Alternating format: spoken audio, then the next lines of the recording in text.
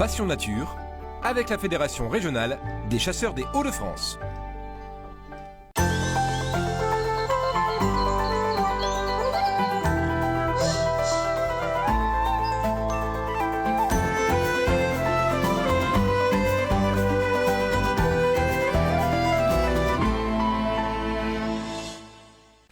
Bonjour à tous et bienvenue pour ce nouvel épisode de Passion Nature. Nous sommes au cœur de la forêt de Saint-Amand. Et bien dans cette émission, on va vous expliquer avec les chasseurs de la Fédération du Nord une chasse un peu particulière, la chasse à l'arc. Nous verrons aussi comment les chasseurs du Nord et les agriculteurs travaillent ensemble pour préserver la biodiversité. Enfin, petite séquence cuisine avec le chef Damien Laforce. On verra comment on accommode la venaison. Mais d'abord, comment chasse-t-on à l'arc encore aujourd'hui? Toutes les subtilités et la patience qu'exige cette chasse, on va retrouver nos archers. Il y a un alignement en fait de la pointe de ma flèche jusqu'à mon coude. Le fait de respecter ça avec un travail respiratoire et le mental pour essayer de ne pas tirer n'importe quelle zone, mais vous allez tirer en fait le pouls qui transite au niveau de la zone létale, qui est le poids, poumon, foie, cœur. C'est la zone sur laquelle nous on s'axe au niveau de notre tir. Vous savez que vous n'avez pas beaucoup de possibilités en tant que chasseur à l'arc pour être au contact du gibier, parce que c'est une chasse de contact. Et un gibier que vous voyez comme dans les conditions qu'on est ici, c'est extrêmement rare. Mais en même temps, nous ne pouvons pas tirer très très loin du fait que la zone létale est très petite à un moment donné. Donc il faut essayer de le rapprocher. Et effectivement, c'est là la difficulté de pouvoir flécher. Une saison de chasse d'été, vous pouvez ne pas tirer de flèche, comme tirer peut-être une flèche. Donc vous savez que quand le moment arrive, vous ne pouvez pas le rater, quoi. Il faut s'entraîner tout le temps quand on chasse à l'arc. Oui, tout à fait. À l'entraînement, on peut se permettre de tirer plusieurs flèches. Ça nous permet de nous corriger. Et vous allez compacter, vous allez tirer à un endroit précis avec plusieurs de vos flèches. En conditions de chasse, il y a quand même une forme de stress. Donc il y a une gestion du stress en plus à gérer parce que vous savez que vous allez apporter la mort, proprement. Donc vous ne tirez pas, c'est pas un tir hasardeux. C'est réfléchi, posé. Et la somme des entraînements va permettre de se rapprocher de ça. Alors David, une fois l'entraînement terminé, il est temps de passer sur le terrain puisque la chasse à l'arc, c'est une chasse d'approche et d'affût. Et c'est Bertrand qui va nous expliquer comment ça marche. On rentre chez eux, faut pas faire trop de bruit, faut pas claquer les portières, essayer d'être le plus silencieux possible. Il faut faire corps avec le milieu, faire attention sur ce qu'on marche, sur les branches, etc. Là, si je marche et je fais craquer une petite feuille, le son partira derrière moi. Donc si le chevreuil est devant, j'ai un petit peu moins de chances de me faire détecter. D'où l'importance capitale du vent. L'objectif, en fait, c'est de le voir le premier. Si c'est lui qui me voit en premier, c'est fini.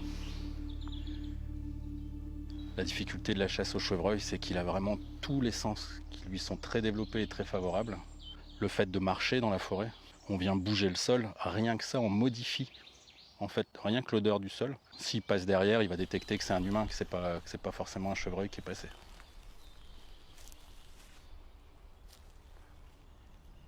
Le chevreuil mange à peu près tous les 3-4 heures.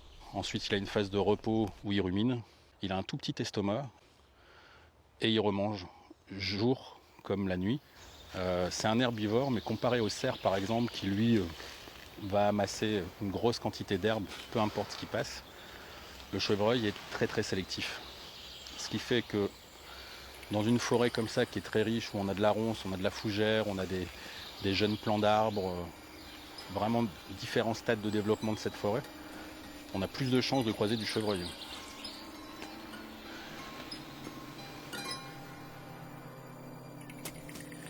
Et malheureusement, quand il y a une surpopulation d'animaux de chevreuils dans les forêts, c'est ça un peu le problème, c'est qu'il vient écorcer toutes ces jeunes pousses d'arbres. Et il y a un gros problème après de régénération de forêt, c'est-à-dire que la forêt ne se régénère pas. On n'a pas de renouvellement parce qu'on appelle ça les dégâts en fait, c'est les dégâts que le chevreuil occasionne. Après, il y a beaucoup de sangliers, on le voit, tout ça c'est ravagé par les sangliers. Donc ça va être encore plus ardu pour nous parce que le chevreuil va être sur pied, va être debout, va être attentif. Quand il y a beaucoup de sangliers comme ça, le chevreuil est encore plus attentif. Mais c'est ce qui est rigolo en fait. À défaut de tomber nez à nez avec un chevreuil, on arrivera peut-être nez à nez avec un sanglier. Au moins, on aura vu des animaux, c'est l'essentiel. On tue des animaux, faut pas se le cacher, faut pas en avoir peur, faut pas en avoir honte. Ça fait partie de nous, notre ADN. Mais la seule éthique qu'on doit avoir, c'est tuer un animal le plus vite possible, avec le minimum de souffrance.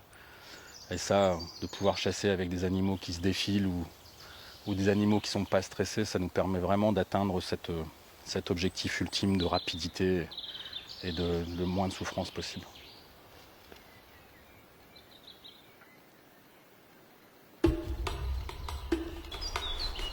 L'approche, on allait vers le gibier. C'est nous qui allions en contact avec le gibier.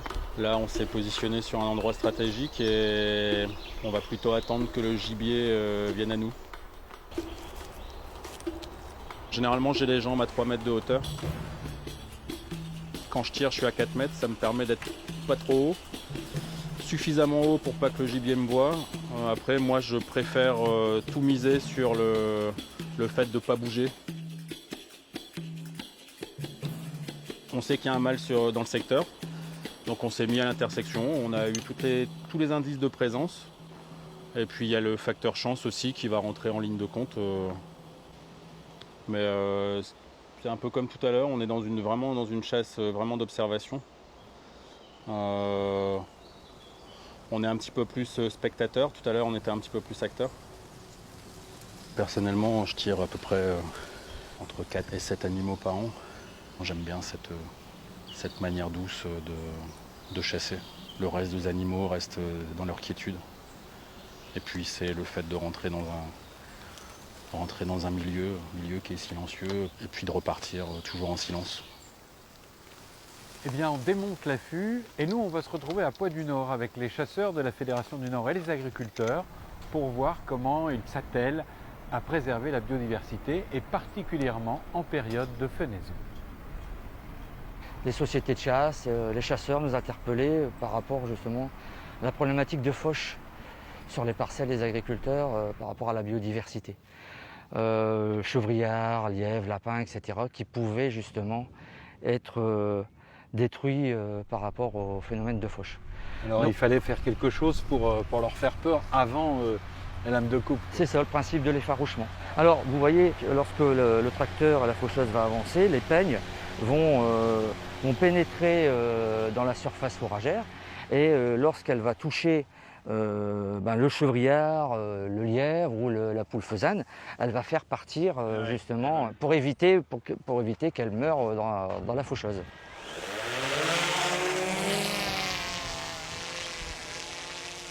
Alors là, Jérémy, on est parti pour faire toute la prairie. Effectivement, on est parti pour faire toute la prairie à l'aide de la caméra thermique qui va pouvoir nous permettre de détecter la différence de température entre le sol et l'animal qu'on va rechercher. On va pouvoir zoomer pour essayer d'identifier avec la vision normale le détail, voir si c'est un rocher, parce que le rocher réagit très bien aussi à la chaleur, ou voir si c'est un animal tel qu'un chevreuil, un lièvre ou un lapin.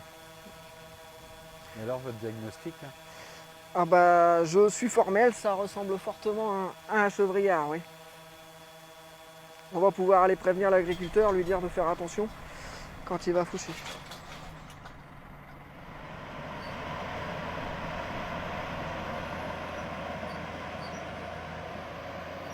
Je suis chasseur, mais je respecte la nature, quoi.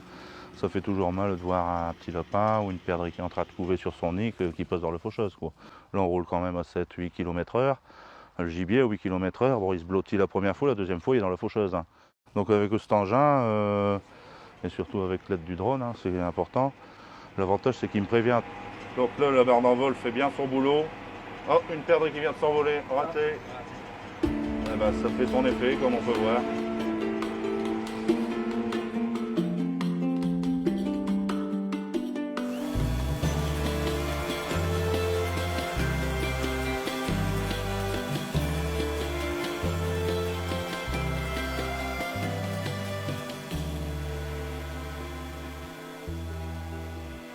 Les histoires de chasse, vous le savez, ça se termine souvent à table. Eh bien, la table, elle est là, mais elle n'est pas encore prête. Parce qu'avant ça, il y a la séquence cuisine. Et la séquence cuisine, Damien, on va la vivre avec le chef Damien Laforce. C'est un chef locavore. Comprenez qu'il aime les produits locaux. Allez, on le retrouve en cuisine. Comment ça va, camarade? ça va bien et toi? Regarde ce que je te ramène. Magnifique. Ça, c'est un tir d'été, donc la bête, elle est parfaitement détendue. Elle n'est pas en condition de chasse. Elle ne se fait pas traquer par des traqueurs ou par des chiens, quoi. Elle n'est pas en effort physique, elle est vraiment en repos.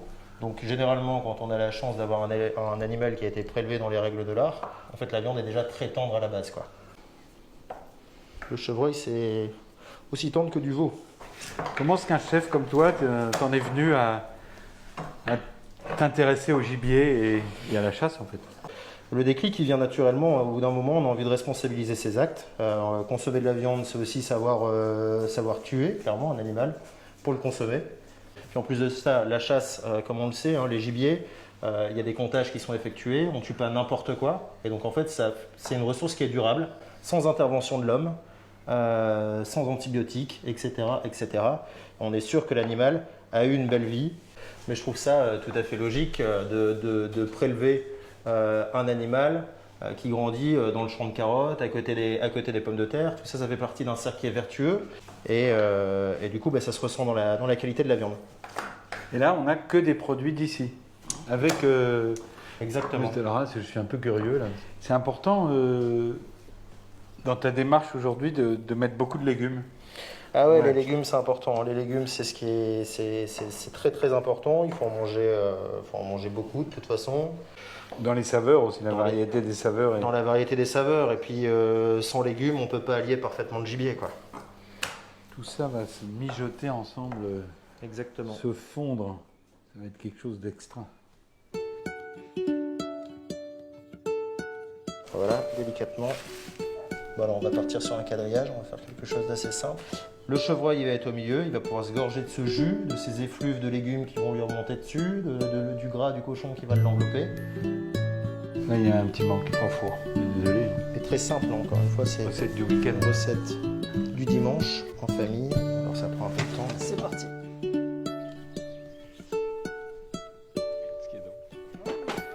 Allez, Allez. c'est parti, placez la découpe.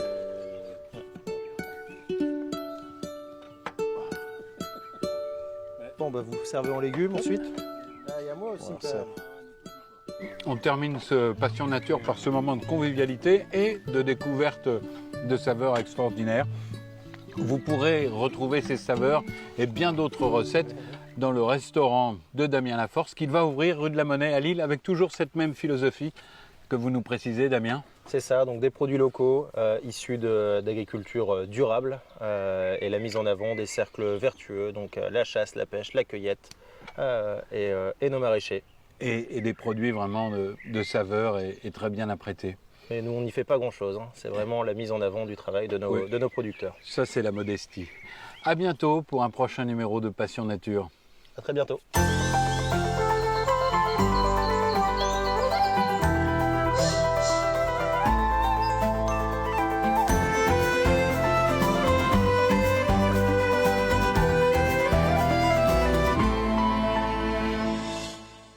Passion Nature, avec la Fédération régionale des chasseurs des Hauts-de-France.